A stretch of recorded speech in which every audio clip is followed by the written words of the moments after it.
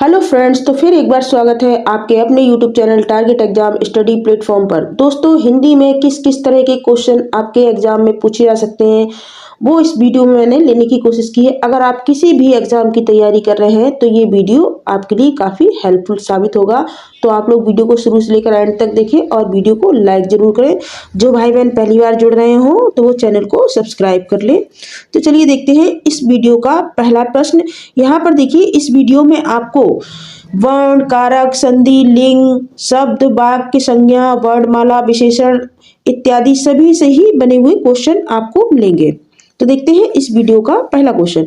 एक से अधिक वर्णों के मेल को क्या कहते हैं? एक से अधिक वर्णों के मेल को क्या कहते हैं? अक्षर, व्यंजन, स्वर या फिर अनुस्वार? तो देखिए, एक से अधिक वर्णों के मेल को व्यंजन कहते हैं। क्या कहते हैं? व्यंजन कहते हैं। ऑप्शन बी आपका राइट हो जाएगा। अब आपसे पूछा जाए कि व्यंजन कितने होते हैं, कितनी संख्या होती है, तो इसकी संख्या होती है 33। कितनी होती है? 33 होती है।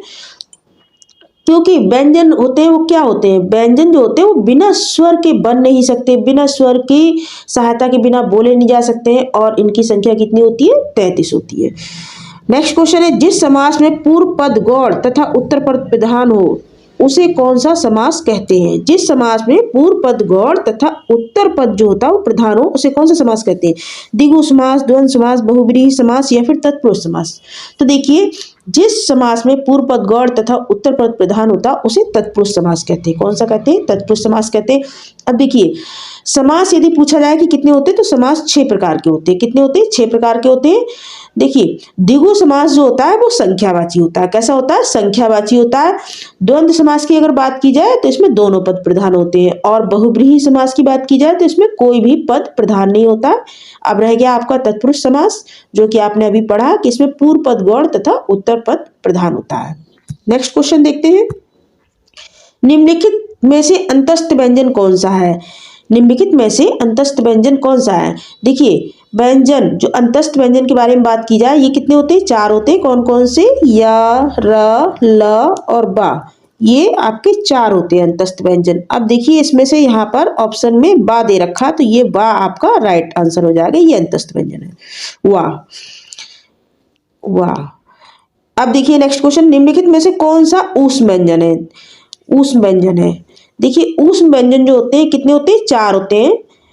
आपका श, श, ये तीनों तरह के श और हा, ये आपके क्या है? ये ऊष्म व्यंजन है। अब देखिए, यहाँ पर ऑप्शन में हा दे रखा है, तो ये आपका राइट आंसर हो जाएगा। नेक्स्ट क्वेश्चन है, जो शब्द दो वाक्यांशों, शब्दों और वाक्यों को जोड़ने का कार्य करते हैं वो क्या कहलाते हैं? जो शब्द दो वाक्यांशों, शब्दों और वाक्यों को जोड़ने का कार्य करते हैं वो क्या कहलाते हैं? यहाँ इनके ऑप्शन है क्रिया विशेषण, संबंध बोधक, समुच्चय बोधक या विस्मयादि बोधक। तो देखिए,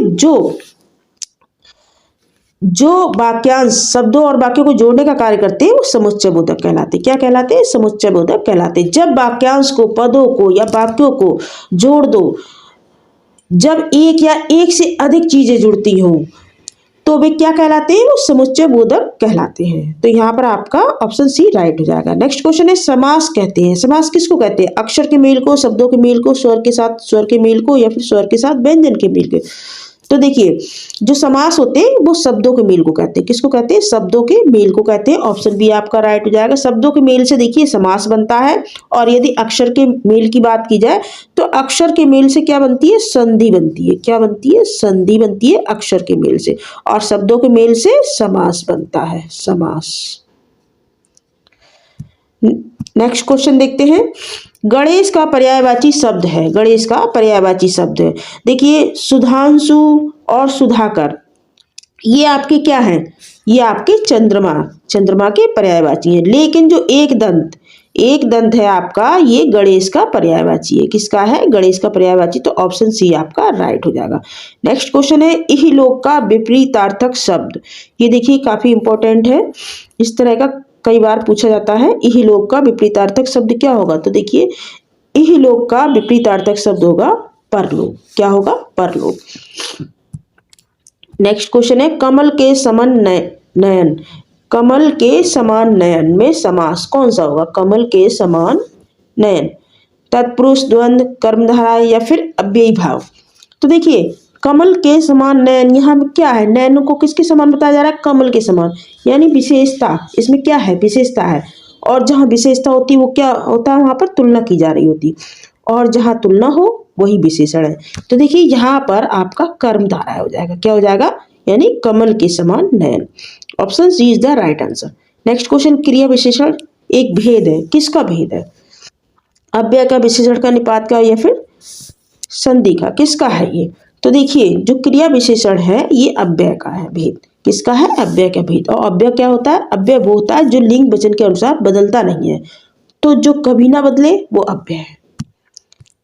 क्वेश्चन नंबर 11 देखते हैं, अंगुली का तद्भव रूप पूछा जा रहा है। देखिए अंगुली क्या है, ये तत्सम शब्द है, इसका तद्भव रूप बताना है। तो देखिए अंगुली हो नहीं सकता, अंगुल हो नहीं सकता है, तो इसका जो तद्भव रूप होगा वो हो जाएगा अंगुली।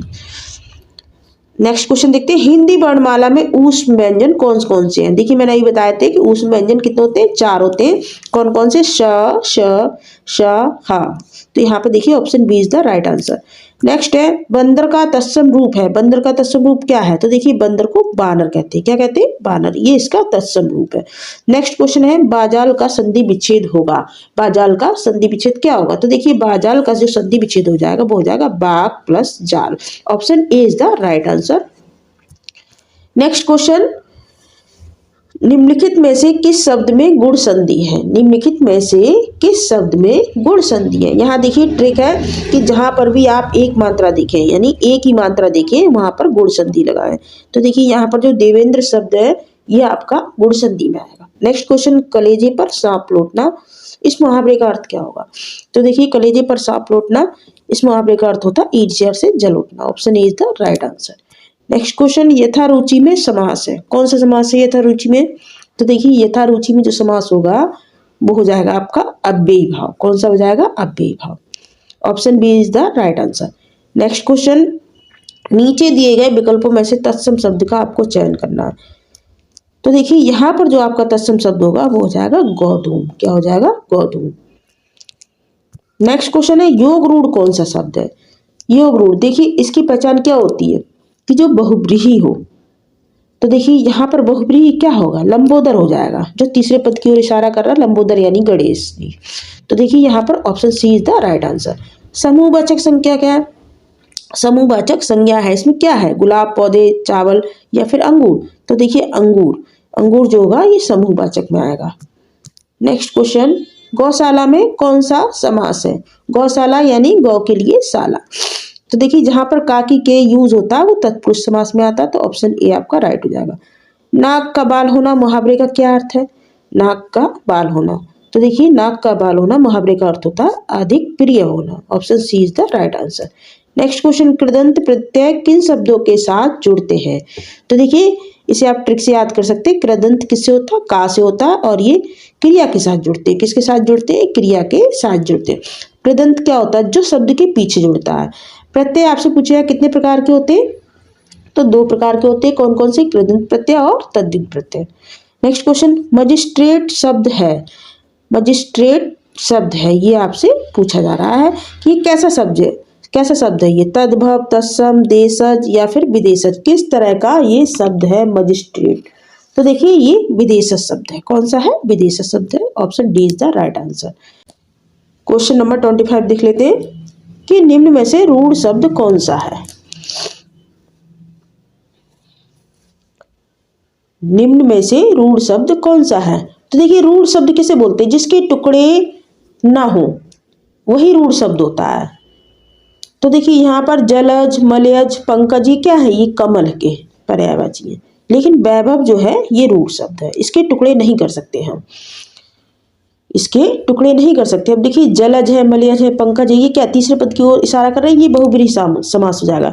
लेकिन जिसके हम टुकड़े नहीं कर सकते, जिसका संधि विच्छेद नहीं हो सकता, वो क्या होता है, वो रूढ़ शब्द होता है। नेक्स्ट, करपट का तद्भव रूप कौन सा है। तो देखिए करपट का जो तद्भव रूप हो जाएगा वो हो जाएगा कपड़ा। Option B is the right answer. Next question, उन्मूलन का विलोम, उन्मूलन का विलोम क्या होगा। देखिए उन्मूलन का अर्थ होता है खत्म करना, जैसे मान लिया कोई पेड़ पौधे उनको काट कर खत्म कर दिया। अब इसी का उल्टा आपको बताना है, यानी विलोम बताना, तो हो जाएगा रोपण। रोपण मीन्स क्या होता है, पेड़ पौधे लगाना। तो देखिए उन्मूलन का विलोम हो जाएगा रोपण। नेक्स्ट क्वेश्चन देखते हैं, शुद्ध वर्तनी वाले शब्द का चयन करना। देखिए यहाँ पर पूजनीय, तदुपरांत, कवित्री, अक्षरी लिखा है, इनमें से आपको सही शब्द बताना। तो देखिए सही शब्द आपका यहाँ पर अनंत्याक्षरी है, यही आपका सही है, बाकी यहाँ पर सब गलत लिखे। पूजनीय, देखिए पूजनीय हमेशा पूजनीय होता है, क्या होता है, इस तरह से लिखा जाता है पूजनीय। तदुपरांत, ये तदुपरांत होता है, क्या होता है, तदुपरांत। और कवित्री में कब इत्री होता है, क्या होता है, कब इत्री। ये आप लोग ध्यान रखें, ये इस तरह के क्वेश्चन बहुत अधिक आते हैं एग्जाम में। तो यहाँ पर ऑप्शन डी आपका राइट हो जाएगा। नेक्स्ट क्वेश्चन है, निम्नलिखित में से कौन यौगिक शब्द है, निम्नलिखित में से कौन यौगिक शब्द है। तो देखिए यहाँ पर जो आपका यौगिक शब्द हो जाएगा वो हो जाएगा विद्यालय, क्योंकि आप इसका संधि विच्छेद कर सकते हैं, तो ये यौगिक शब्द है, ऑप्शन डी। नेक्स्ट क्वेश्चन जो इस वीडियो का लास्ट क्वेश्चन है कि उत्पत्ति के आधार पर शब्द के कितने भेद होते हैं। तो देखिए उत्पत्ति के आधार पर शब्द के 4 भेद होते हैं, कितने होते हैं, 4 भेद होते हैं। यदि आपसे पूछा जाए कौन कौन से, तो देखिए एक तो आपका हो जाता है तत्सम, एक आपका हो जाएगा तद्भव, देशज और विदेशज। ये क्या है, ये आपके उत्पत्ति के आधार पर शब्द के भेद हैं, जो कि 4 होते हैं, तत्सम, तद्भव, देशज, विदेशज। Thanks for watching. वीडियो आपको कैसा लगा, वीडियो अच्छा लगा हो तो इसको ज़्यादा से ज़्यादा शेयर करें, चैनल को लाइक जरूर करें, और जो भाई बहन पहली बार जुड़ रहे हो वो चैनल को सब्सक्राइब कर लें। Thank you.